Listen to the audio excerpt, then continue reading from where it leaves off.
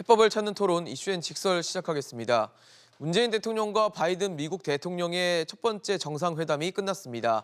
한반도 안보 문제부터 백신, 반도체와 같은 다양한 의제들이 논의가 됐는데요.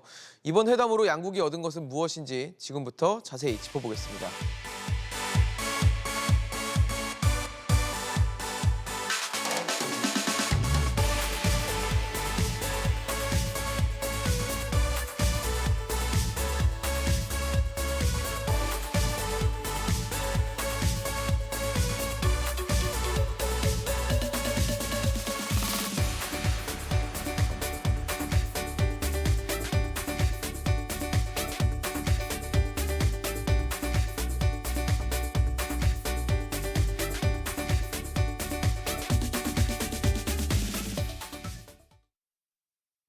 네, 오늘 함께해 주실 세 분 소개하겠습니다. 통일연구원 조한범 연구위원, 한국국방연구원 이호령 연구위원, 협력안보연구원 이인배 원장 나오셨습니다. 어서 오십시오. 네, 안녕하세요.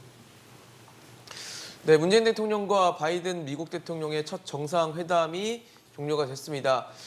예정보다 정상회담 시간이 좀 길어지면서 171분 동안 진행이 됐다고 하는데 상당히 생각보다 긴 시간으로 뭐 단독회담부터 계속 좀 진행됐던 걸 봐서는 역시 할 얘기가 좀 많았지 않았나 싶거든요. 예, 할 얘기가 많았죠. 예. 예, 왜냐하면 이제 우리가 어쩔 수 없이 한일 정상회담, 미일 정상회담과 비교할 수밖에 없는데요. 일단은 두 번째 대면 정상회담입니다.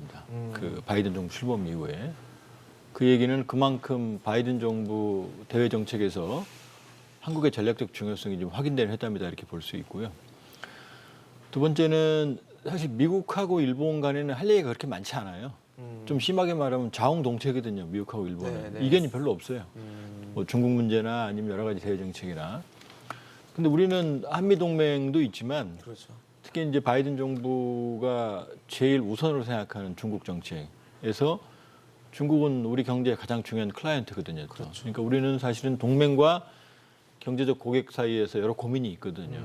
그렇게 보면 이번 정상회담에서는 사실 그런 많은 문제들. 그다음에 일본은 물론 이제 경제력에서 우리보다 앞서지만 지금 상황에서는 일본이 미국에 줄 게 별로 없어요.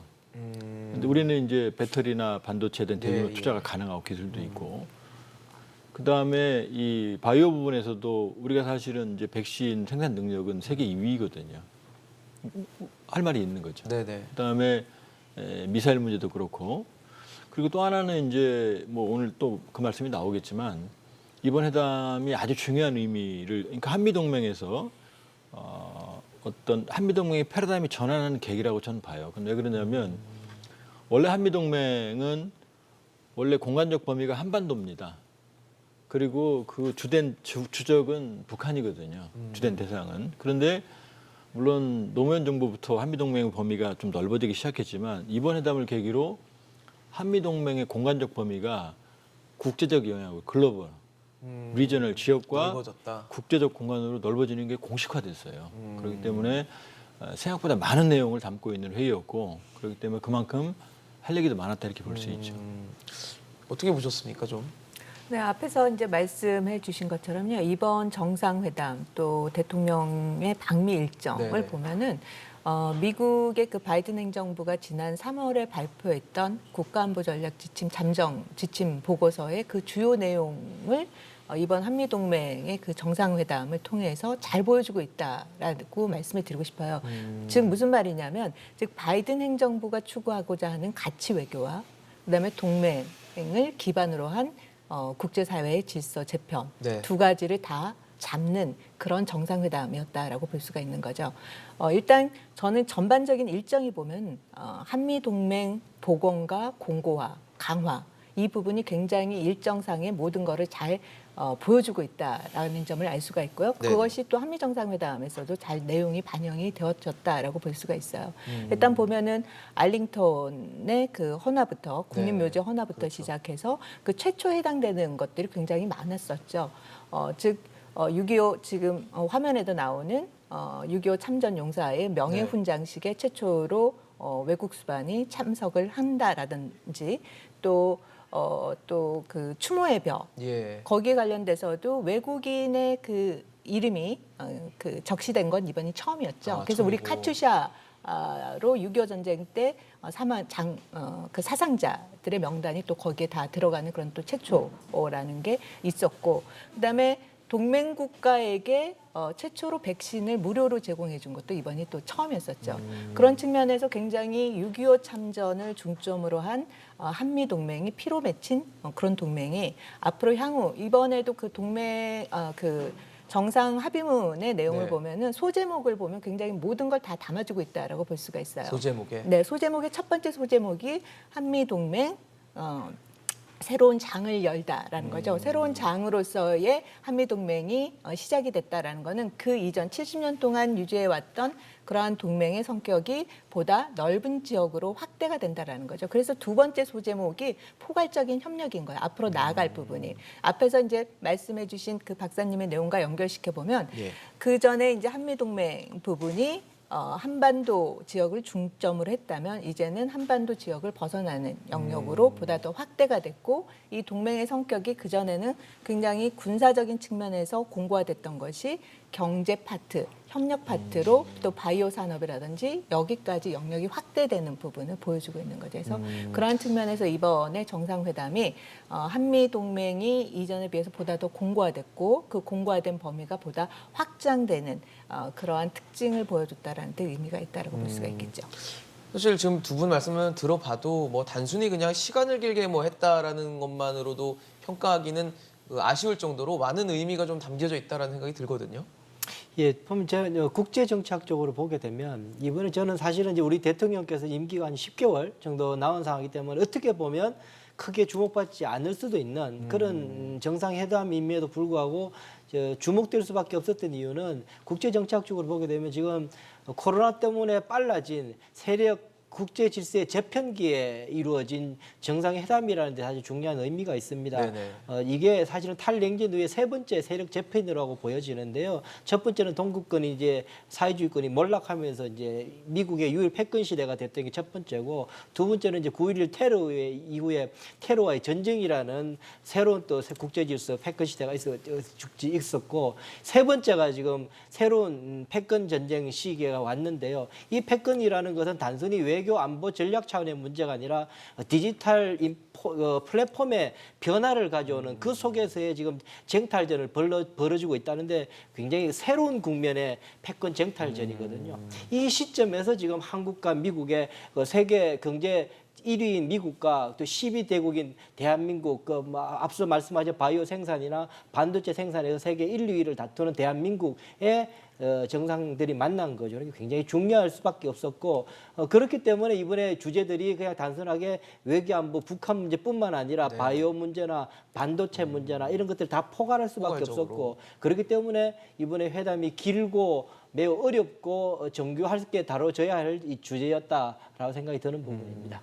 사실 앞서 지금 세 분 말씀을 들어봐도 이번 회담이 참 중요했고 앞으로 또 어떤 역할을 할지를 좀 기대케 하는 좀 자리가 아니었나라는 생각이 드는데, 앞서 왜 일본과 좀 비교를 해주셨어요. 저희가 사진을 앞서서 좀 보여드린 적이 있는데 일본과의 정상회담과 미국 입장에서 우리나라와의 정상회담을 보면 좀 톤이 좀 다르지 않았나라는 생각이 드는데, 사진만 봐도 우리는 좀 양국 정상이 좀 이렇게 붙어서 뭔가 대화, 뭐 소위 말해서 뭐 카페에서 대화를 하는 것처럼 했던 것과 달리 일본은 사실 굉장히 좀 거리 한 2m 정도 떨어졌더라고요. 그리고 메뉴도 햄버거 나왔는데 햄버거 다 못 먹고 뭐 이런 상황들이 봤을 때 말씀해 주신 것처럼 우리나라에 대한 중요성을 어떤 이런 외형적인 것만으로도 좀 강조를 한 건지 어떻게 좀 해석을 하면 좋을까요? 물론 이제 코로나 상황이 차이가 있죠. 그 당시하고는 일단 그건 감안해야 되고요. 네네. 이제 그럼에도 불구하고 저는 바이든 정부가 한국의 재발견에 눈을 뜨고 있다. 그러니까 우리 뭐 이 원장님도 말씀하셨지만 예. 우리가 세계 10위입니다. 경제력이. 네. 근데 그냥 양만 10위가 아니고 그 알맹이가 핵심이에요. 사실은 반도체, 배터리. 그렇죠. 미국이 가장 필요로 하는 부분의 절실하죠, 지금. 선도 국가고요. 그다음에 두 번째는 한국의 국방력이 지난해 기준으로 세계 6위입니다. 미국, 러시아, 중국, 인도, 일본, 그다음에 한국이에요. 네.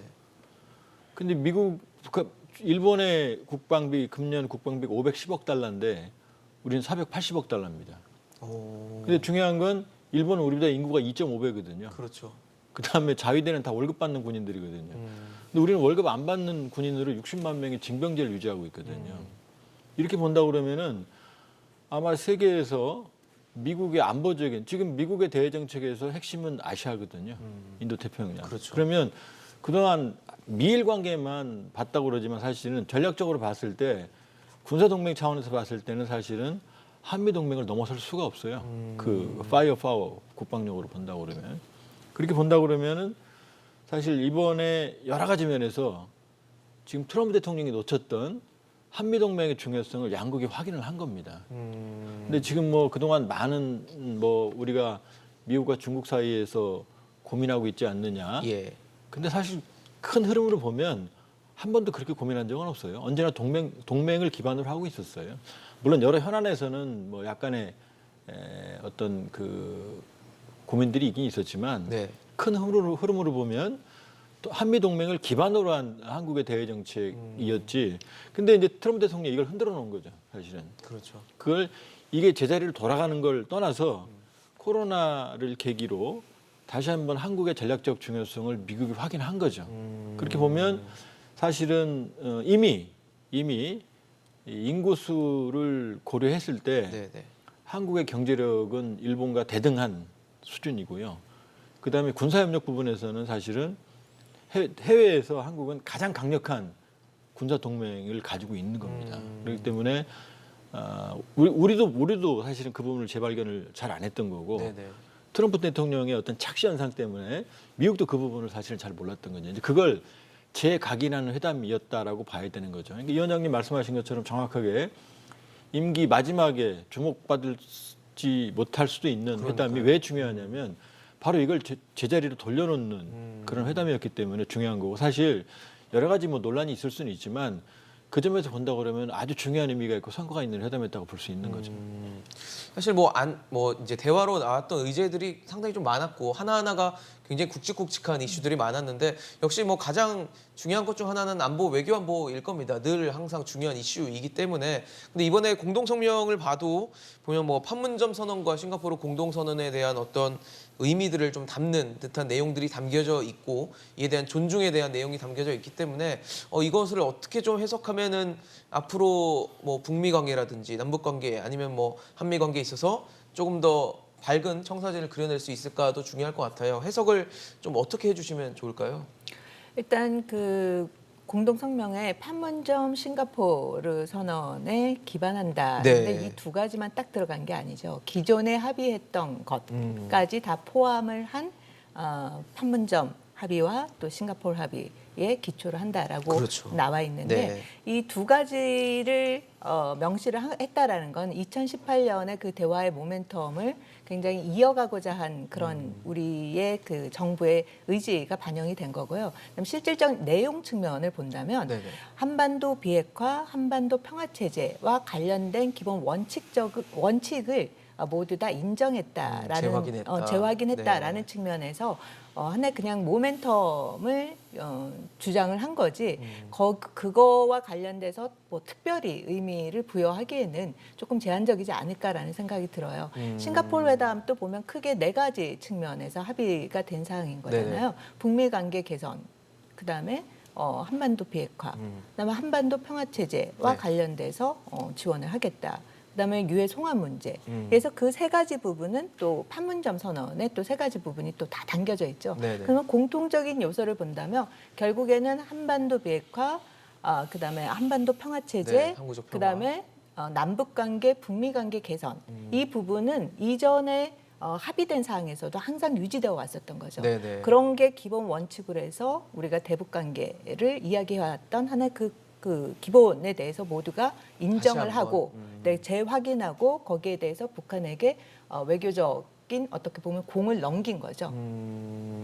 원장님 어떻게 보세요? 일단 이 싱가포르 회담을 이제 뭐 익히 아시는 바처럼 정상회담 전에 우리 정부가 싱가포르 회담에 대한 미국의 적극적인 지지를 끌어내기 위해서 대단히 많이 노력한 거로 이야기되고 있지 않습니까? 뭐 그 성과로 한 겁니다. 성공한 거죠. 그런데 이 싱가포르 회담에 대해서 우리가 좀 착각하고 있는 게 뭐냐면 2019년 2월에 이제 하노이 정상회담이 노딜로 끝나고 난 이후에 북한에서는 싱가포르 회담을 이행하라라고 대단히 많이 한 1년 정도를 굉장히 많이 미국에 요구를 해왔었습니다. 예. 그래서 미국은 침묵하고 있었고요. 그러다가 한 1년 정도 지나고 나서 역으로 미국이 북한에 대고 싱가포르 회담을 이행하라라고 역공격을 하기 시작합니다. 그러고 나서부터 실제로 북한은 더 이상 싱가포르 회담에 대해서 이행하라 소리를 미국에도 하지 않습니다. 싱가포르 회담에 앞서 이호령 박사님이 말씀하신 것처럼 핵심은 두 가지잖아요. 북한이 싱가포르 회담을 이행하라고 요구하는 것은 새로운 북미 관계를 형성하라. 라고 이야기하는 적대시 정책을 철회하라. 더 구체적으로는 제재를 완화하거나 없애라. 라는 데 방점이 있는 요구였다면 그 미국이 요구하는 싱가포르 회담을 이행하라라고 할 때는 한반도 비핵화에 대해서 실천하라라는 그 부분 네 번째 조항이었던 거죠. 그러니까는 서로가 같은 거 놓고 요구를 하게 되는 거예요. 그러고 처음에는 북한이 싱가포르 회담을 굉장히 미국이 요구를 하다가 다시금 역공을 하면서 미국이 북한에 역공을 하면서부터 싱가포르 회담에 대한 요구가 북한으로부터 확 줄어들었어요. 다시 제가 왜 이 말씀을 드리냐면 싱가포르 회담에 대해서 미국이 지지하는 것 자체가 우리 정부가 바라는 남북 회담에 북한이 여기는 미국의 새로운 태도 변화로 여길 만하게 해석하기에는 크게 무게감이 있지 않는 상황이 되어버렸다, 상황이. 그래서 사실은 싱가포르 회담이 그렇게 우리가 강력히 밀어붙일 필요가 있었나라는 거 전력적으로 보십시오. 이제 앞으로 한 달 내에 그런 비슷한 유리가 이제 북한하고 나오게 될 겁니다. 제가 생각하기에. 두 번째, 싱가포르 회담 그 다음 문구가 뭔가 보셨습니까? 공동성명에 그 다음에 나오는 게 북한 인권 문제에 대한 우려를 공동으로 표명하며 인도적 지원을 위해서 함께 노력하겠다라가 두 번째 곧바로 이어지는 것이었습니다. 네.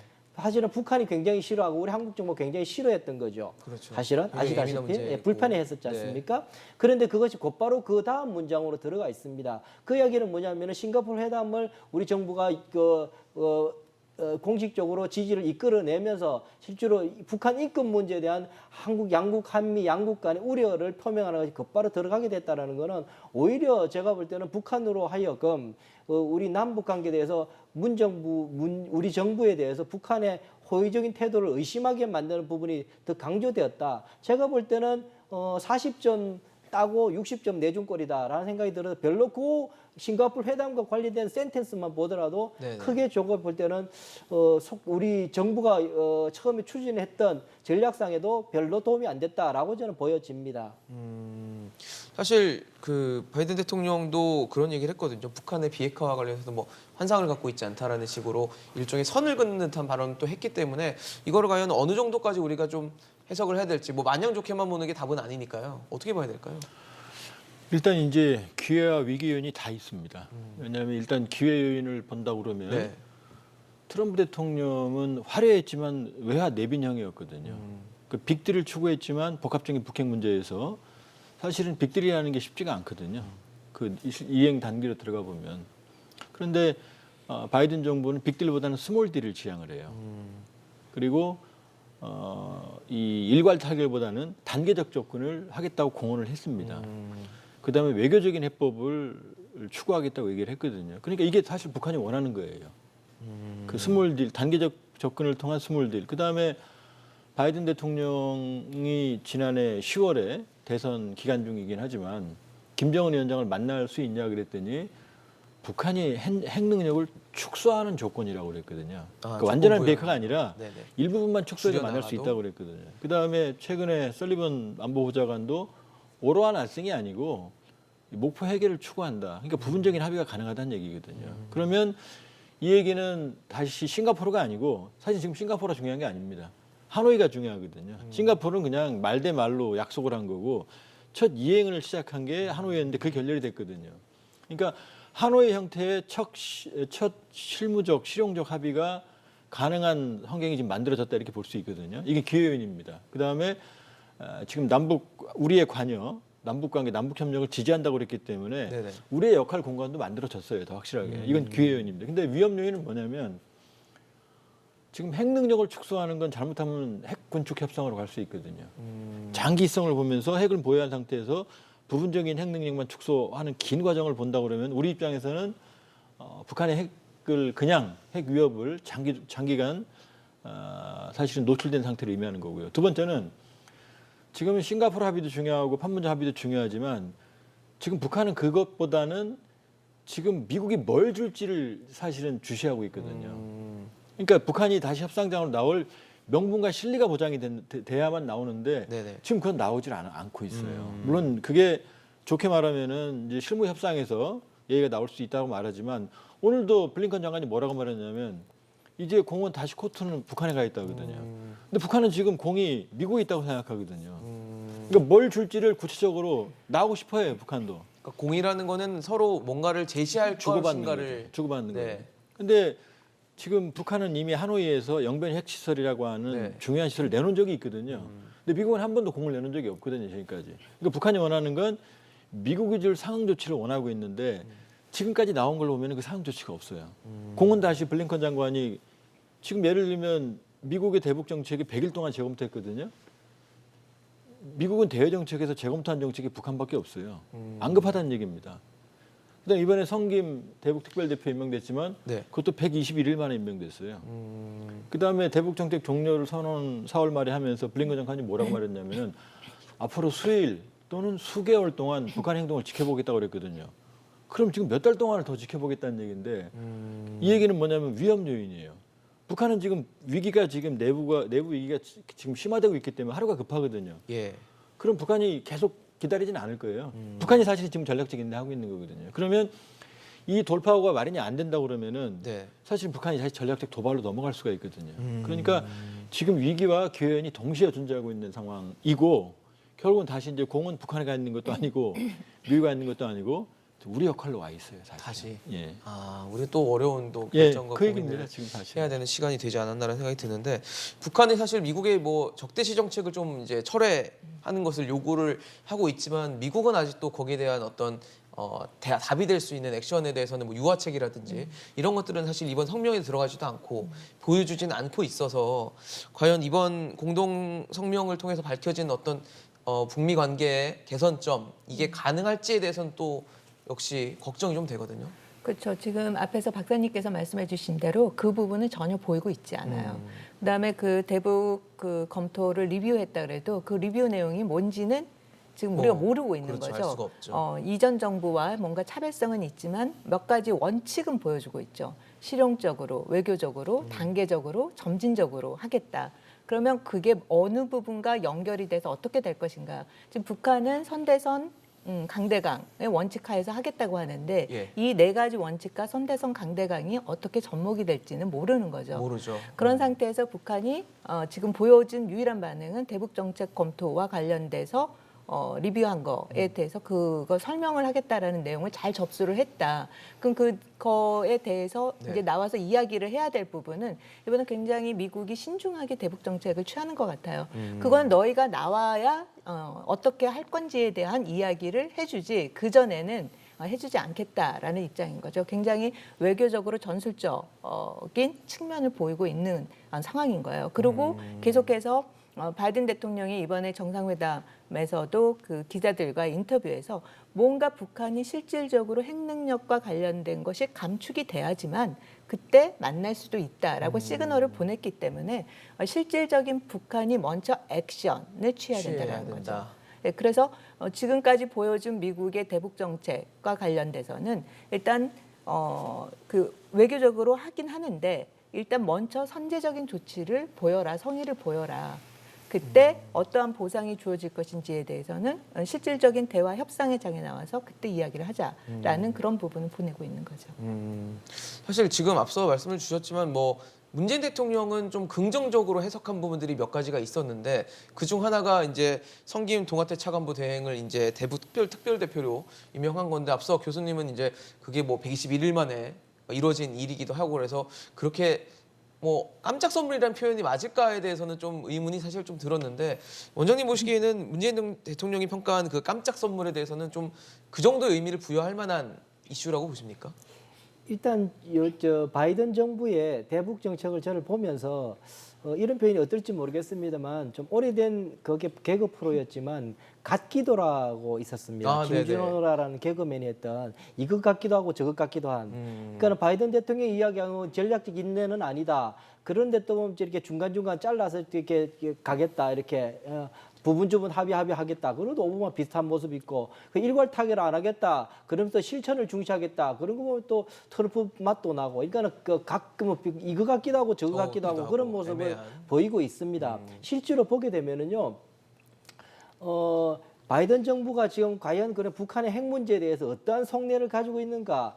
저 개인적으로 이렇게 생각을 해보면 이 사람은 지금 당분간 북한 핵 문제를 관리하려고 그런다라는 생각을 더 훨씬 더 그런 심정을 짙게 가지고 있습니다. 해결로 곧바로 지금 다가서기보다 일단 지금 이란 문제도 그렇고 여러 가지 문제들 뭐 마침 이스라엘 그 하마스 문제는 해결됐지만 이제 중동 문제부터 여러 가지 화약고 아프가니스탄도 아직도 불안정한 상태도 있고 여러 가지 지금 미국이 대외적으로 건드려야 될 부분들이 꽤 많이 있는데 그런 상황들 속에서 지금 이 북한 문제는 최대한도로 이 사고가 안 나게 관리 모드로 가고 있는 것 아닌가라는 생각을 저는 해서 그래서 바이든 대통령은 가장 높은 수준의 모호한 그 북한이 자극되지 않을 만한 이야기만 쭉쭉쭉 하면서 그렇다고 해서 환상을 주지 않는 제재는 안 풀겠다, 그 실천을 보이겠다라고 하면 환상도 주지 않으면서 그렇다고 해서 북한이 기분 나빠할 만한 이야기도 하지 않는 그런 수준에 대단히 관리하고 있다라는 생각이 드는데요. 그 차원에서 썬킴이라는 그 아주 베테랑 과장 때부터 저도 뭐 알고 있는 사람이지만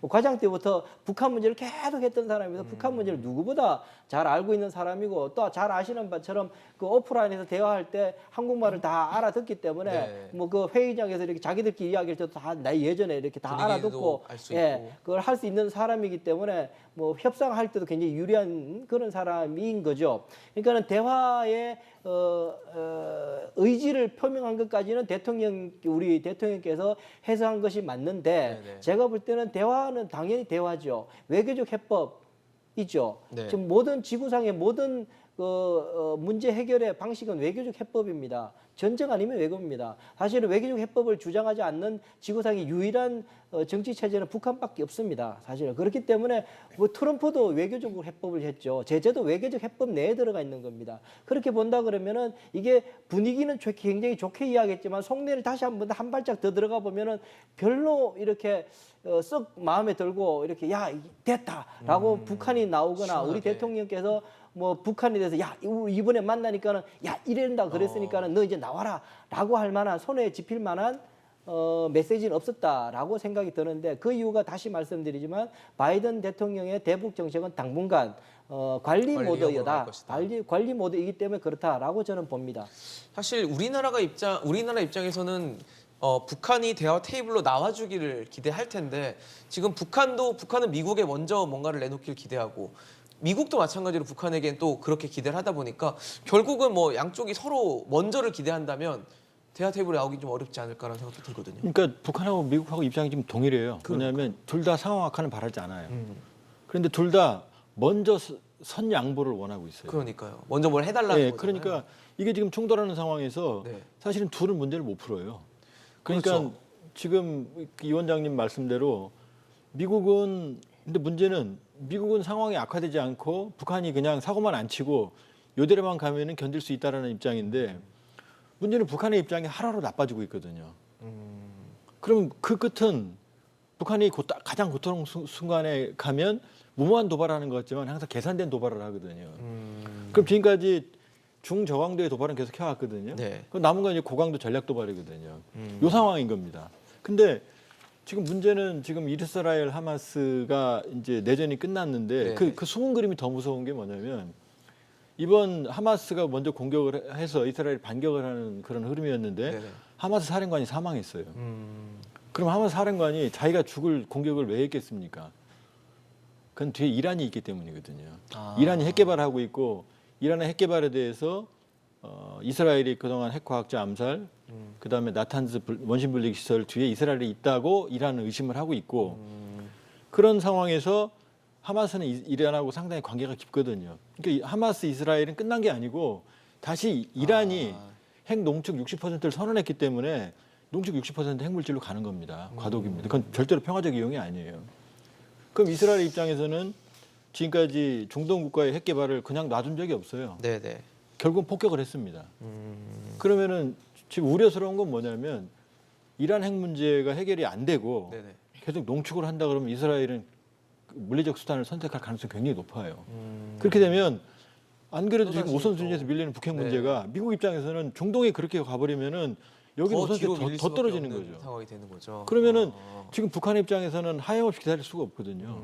그러니까 이번 성과는 사실은 우리의 고단함이 남아있는, 그러니까 어차피 우리 숙제거든요. 지난번 2018년, 2019년도 모든 북미 정상회담, 하노이, 그다음에 싱가포르 북미 정상회담 전에 한국의 역할이 있었어요. 그게 고단한 역할이 있었습니다. 성과가 있든 없든. 그러니까 이번도 사실은 그 역할을 다시 찾아온 겁니다. 지금 그 하노이 이후에 중단됐던 그 역할을 우리가 하겠다고 얘기를 했고 미국은 그럼 하라고 지금 합의를 한 겁니다. 그러니까 지금 남은 거예요. 이제 출발점 다시 쓴 거예요. 네네네. 그러니까 앞으로 한두 달 사이에 북한하고의 물밑 접촉, 그다음에 미국과의 조율, 그리고 여기에서 첫 실용적 합의, 그러니까 뭔가를- 하노이 형태의 합의를, 그러니까 행동 대 행동에 북한의 비핵화 조치와 미국의 상황 조치, 경우에 따라 우리 상황 조치를 조합해내는 네. 이런 척 실용적인 합의의 컨비네이션을 우리가 만드는 숙제가 지금 우리한테 있는 거고. 근데 문제는 그걸 안 하게 되면 한반도 상황, 북핵 상황은 악화될 개연성이 지금 상당히 높아지는 그런 지금 상황이 이게 또 있는 중요한 거죠. 타이밍이 그럼요. 아주 중요한 없는 상황이 상황이에요. 됐다라는 건데 이번 정상회담에서 또 눈길을 끌었던 것 중 하나는 이 미사일 지침을 종료하게 된 겁니다. 그래서 우리도 이제 더 긴 사거리의 미사일을 개발할 수 있고 나중에 뭐 우주 로켓 기술까지도 이제 개발할 수 있게 되는 그런 상황이 되다 보니까 이 부분에 대해서도 좀 의미부를 좀 해주시면 좋을 것 같거든요. 네, 지금 뭐 표에서 나오는 바처럼 예. 우리가 79년에 그 미사일 지침 합의 이후에서 4차례 개정을 통해서 사실상 우주 발사체에 대한 고체 연료 사용 제한이 이제 해제가 됐고 이번에 5번째 개정이 아닌 거죠. 이 5번째 네, 사실상 종료가 되는 종료가 거죠. 네. 된 거죠. 이 종료로 인해서 사실상 군사 위성까지 우리가 만드는 데 있어서 아무런 제한을 받지 않는 그런 상황이 된 거죠. 그래서 미사일, 뭐 탄두, 사거리 플러스 우주 발사체가 민수용, 군수용에 다 모든 거에 다 제한을 받지 열렸네요, 않는 이제. 그런 열린 상황이 됐다라고 볼 수가 있는 거죠. 원장님 보시기에는 이거는 이런 어떻게 보면 미국이 일종의 선물 같은 걸 줬다는 거는 뭐 중국을 견제하기 위해서였을까요? 어떻게 해석해야 될까요? 일단 저게 이제 해제가 됐는 게 사실은 네 번째 개정까지 가고 나면 미사일 협정 자체가 이제 의미가 없어지는 상황이에요. 이제 남아 있는 게 사거리 800km만 남아 있었거든요. 사실 800km 더 넘어가게 되면은 서울에서 베이징까지 거리가 950km잖아요. 그냥 800km 같으면 이제 150km만 더 날아가면 그렇죠. 중국에 베이징은- 닿을 수 있는 본토 사실은 뭐 본토까지 가게 돼 있는 거죠. 베이징까지 950km 같으면 가는 거죠, 사실은.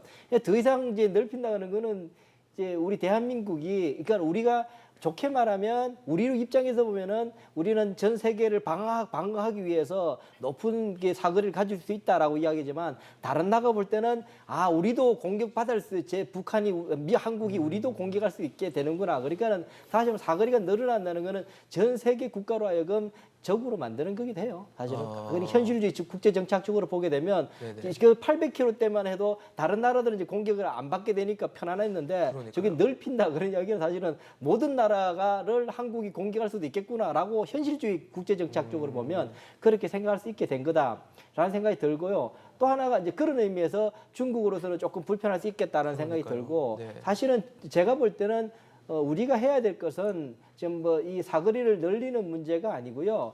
이 지금의 미사일 경쟁은 속도 경쟁과 정밀도 경쟁으로 바뀌고 있습니다. 미국과 러시아와 중국이 초음속 미사일 마하 8 정도가 나오는 미사일들을 지금 개발하고 있는 상황이잖아요. 그걸 통해서 이제 미사일 방어 체제를 다 무력화시키겠다고 그러고 있고 김정은 위원장도 초정밀 고속 미사일을 개발하겠다고 선언한 상태예요. 그러면 대한민국이 지금 해야 될 것은 그걸 해야 되는 거죠. 사거리 넓히는 게 중요한 게 아니라 사실은 더 중요한 거는 뭐냐면 빠르고 우리는 정밀하게. 빠르고 정밀한 미사일을 하고 있을 겁니다. 사실 그쪽에 더 지금 방점이 있어야 되는 거다. 그러니까는 저거 자체에 대해서 크게 우리가 미사일 지침 종료에 크게 가치를 두기보다 우리가 미사일 전략 을 어떻게 세울 것인가에 대해서 우리가 다시 한 번 더 생각해 봐야 된다. 물론 이렇게 족쇄가 풀린 거는 홀가분하기 때문에 네. 나쁜 건 아닙니다. 네, 네. 좋은 겁니다. 그렇지만 그게 대단히 군사안보 큰 의미를 전략적으로 부여하거나. 큰 의미가 네. 있지는 않다라고 보는 거죠.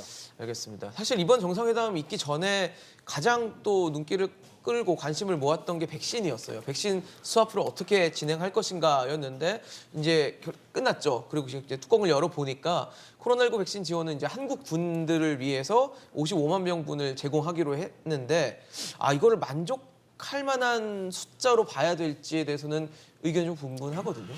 저는 현실적인 합의가 이루어졌다고 봐요. 현실적이라고 성과는. 보세요? 그건 왜 그러냐면 우리 입장에서는 예. 백신이 불안하죠. 지금 그러니까요. 현재 수급이. 그런데 미국 입장에서 보면 한국은 의료 선진국입니다. 음. 세계에서 코로나 방역을 모범적으로 하는 국가거든요.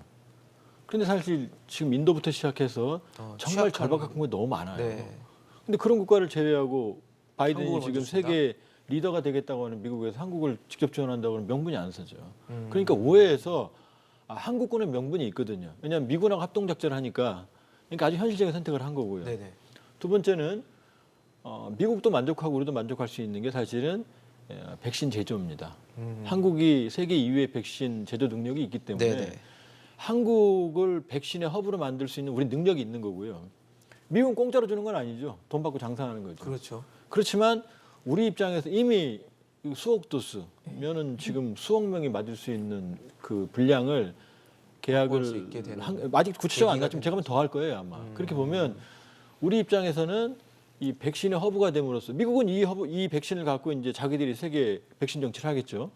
그러나 우리 입장에서는 미국이 삼성의 반도체 공장을 미국이 유치하고 싶어하는 건 똑같이 우리 안에서 백신이 생산되기 때문에 네네네. 당연히 우선권을 받아낼 수가 있는 거죠. 그러니까 일부 뭐 왜 그 많은 양을 안 가져왔냐 그렇지만 가져올 수가 없어요. 미국 국내에 이미 한미 정상회담 전부터 미국 내에서는 그런 의견이 나왔어요. 왜 한국의 그 무상으로 그 의료 선진국에 잘하고 대해서 있는데 왜 주냐? 주려고 하느냐에 대해서 백악관도 곤혹스러운 질문에 당면한 적이 있거든요. 그러니까 우리 입장만 볼 게 아니고 미국의 입장이나 세계 입장에서 봤을 때는 현실적인 협상을 했다. 나름대로 그렇기 때문에 현실적이었다. 나름대로 서로 윈윈하는 합의로 봐야 되는 겁니다. 충분히.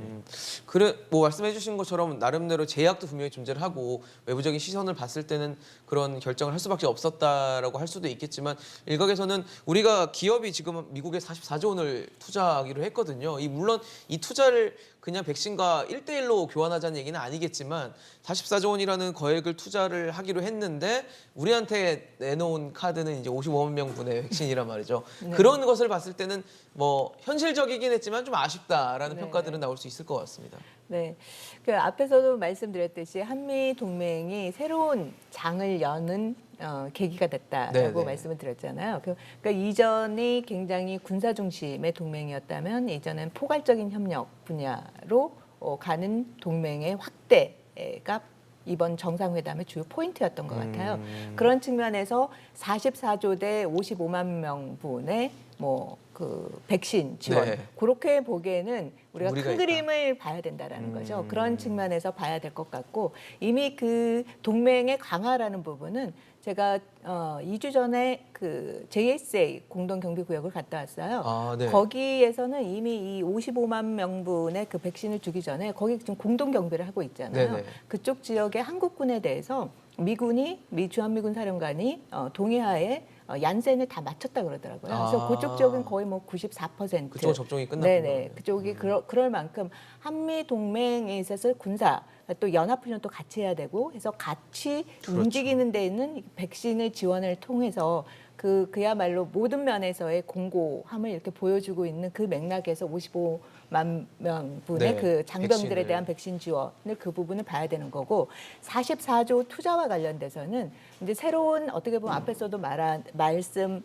주셨던 그 내용이죠. 주셨던 것처럼 코로나 이후에 지금 미중 간의 전략적 그 경쟁 관계가 지금 재편되는 과정에서 공급망이 지금 민주주의 국가 중심 체제 네. 국가들 간의 이런 그 공동의 그 공급망을 네. 구축해 가고 있잖아요. 거기에 우리가 들어갔다라는 측면에서 44조 투자 부분을 봐야 되지 않을까라는 생각이 듭니다. 네, 원장님. 예, 저도 그러니까 우선 이 한국군에 대한 55만 명 부분 보면 그 바이든 대통령이 무슨 말을 하냐면은 미군과 같이 활동을 하는 한국군이 한 55만 명 정도 될 건데 그들에게 백신을 지원하겠다라고 이야기했거든요. 잘 된 거죠. 어쨌든 그렇게라도. 그런데 우리가 사실은 지금 한 2년 넘도록 지금 한미 연합 훈련을 지금 거의 못 하고 있잖아요. 그걸 계속 연기하고 했던 가장 중요한 원인 중에 하나가 코로나19 때문이었었거든요. 그렇죠. 근데 이제 55만 명을 한국군에게 마치게 돼요. 그렇게 되게 되면 사실은 우리가 한미 연합 그 군사 훈련을 오프라인으로 실질적인 군사 훈련을 하는 데 있어서 우리가 이것을 뒤로 미룰 만한 명분을 우리가 상실하게 됩니다.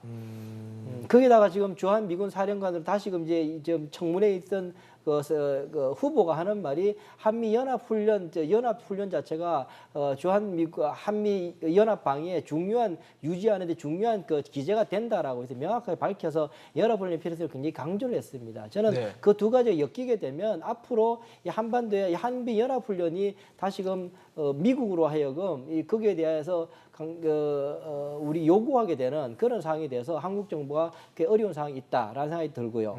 또 하나는 뭐냐면 이번에 이은영 박사님 말씀하신 것처럼 미국이 중국 문제에 대해서 그렇게 지금 여유가 없는 상황입니다. 앞서 일주일 됐죠.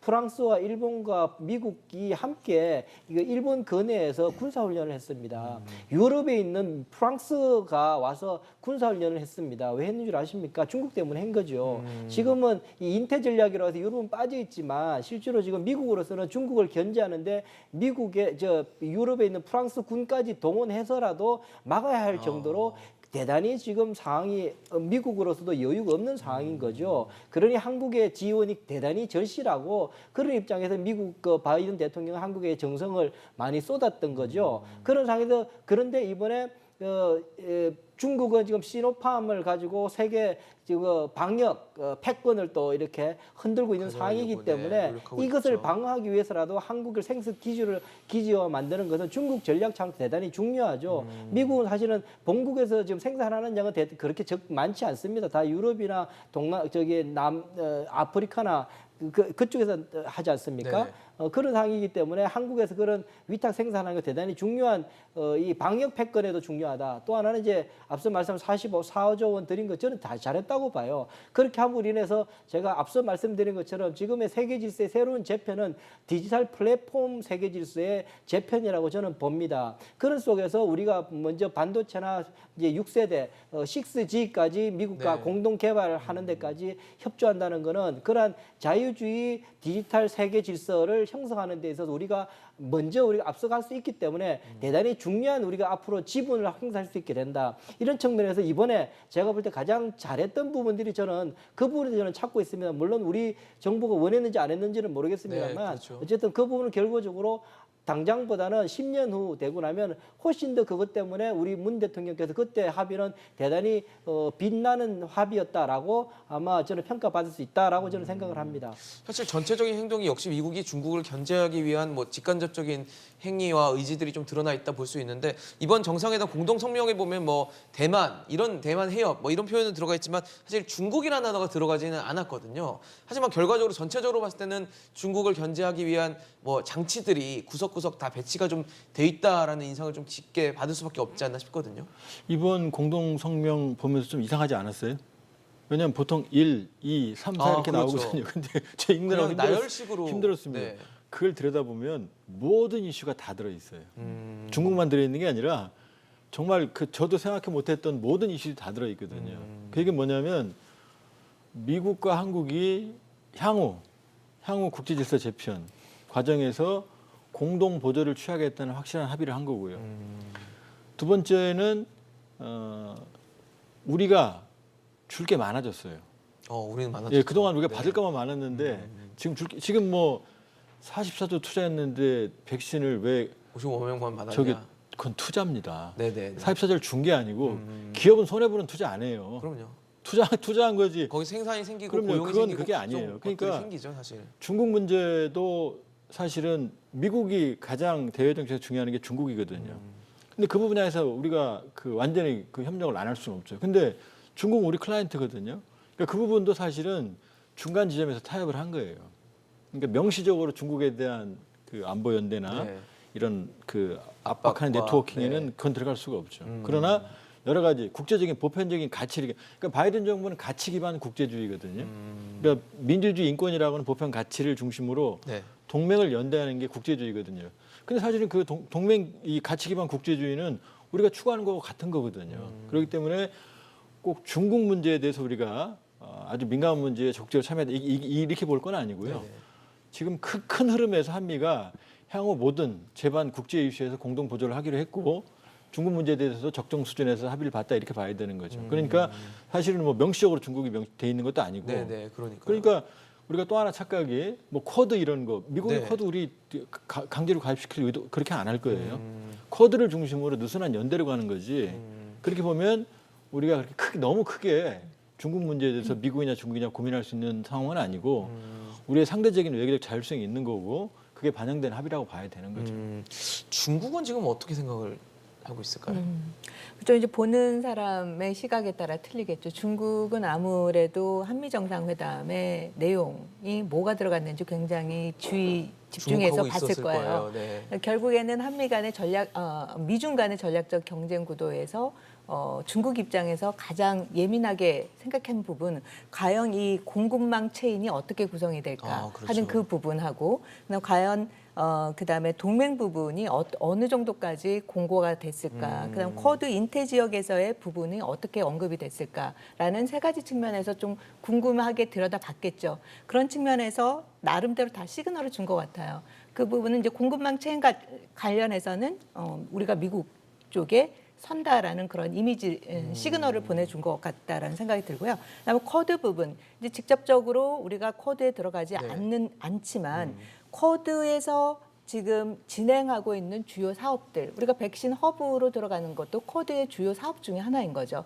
그다음에 그 인태 지역에서의 다자주의와 관련돼서 우리는 신남방 정책과 연계해서 충분히 할 수 있다. 이 부분도 어떻게 보면 쿼드의 여러 가지 의제 중에 네네. 또 하나로 부분적으로 들어갈 수 있는 부분도 열려져 있는 거예요. 이런 부분 약간 불편하겠죠. 그럴 수 중국 있겠죠. 입장에서도. 네네. 그다음에 대만 해협과 관련돼서도 평화와 안정 부분을 또 우리가 직접적으로 공감을 한다라는 부분을 이야기한 거에 대해서는 기본적으로 그 인태 지역에서의 그 쿼드가 말하고 있는 주요 가치들을 우리가 지금 다 그 부분을 동의를 하고 있어요. 그런 측면에서 중국 입장에서는 굉장히 좋지는 않겠지만 네네. 그렇다고 해서 뭘 또 하기도 꼭 좀, 집어가지고 네. 우리가 뭘 하겠다 안 하겠다라는 부분이 또 당겨져 있지 않기 때문에 좀 애매하죠, 애매한 사실. 상황인 네. 거죠. 그러한 측면에서 저희는 우리가 외교적인 공간을 활용할 수 있는 여지를 많이 만들어냈다라는 측면에서는 좀 의미가 있지 않았나라는 생각이 들어요. 네. 오늘은 여기까지 좀 들어보도록 하겠습니다. 사실 한미 정상회담이 이뤄지고 나서 굉장히 굵직한 이슈들이 거론이 됐고 세 분 말씀만 들어봐도 해석할 수 있는 여지가 좀 많은 그런 부분들이 많아서 앞으로가 더 중요하다라는 생각이 굉장히 많이 들었던 시간인 것 같습니다. 한국과 미국 그리고 북한 뭐 세계 각국의 움직임들이 이제 연계돼서 움직이는 시대이기 때문에 이번 회담이 앞으로 또 어떤 영향을 줄지 지켜보도록 하겠습니다. 오늘 조한범 위원, 이호령 위원, 이인배 원장과 함께했습니다. 이슈앤직설 오늘 준비한 소식 여기까지입니다. 지금까지 시청해주신 여러분 고맙습니다.